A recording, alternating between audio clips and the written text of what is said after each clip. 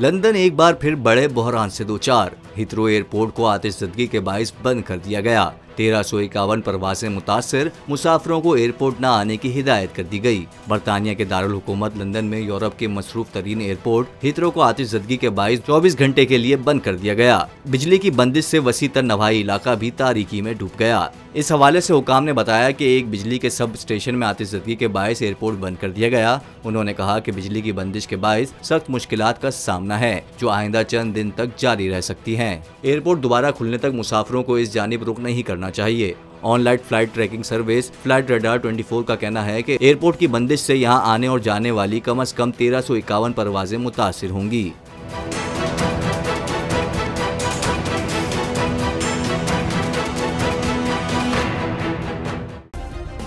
Subscribe करें और bell दबाएं ताकि कोई खबर रह न जाए।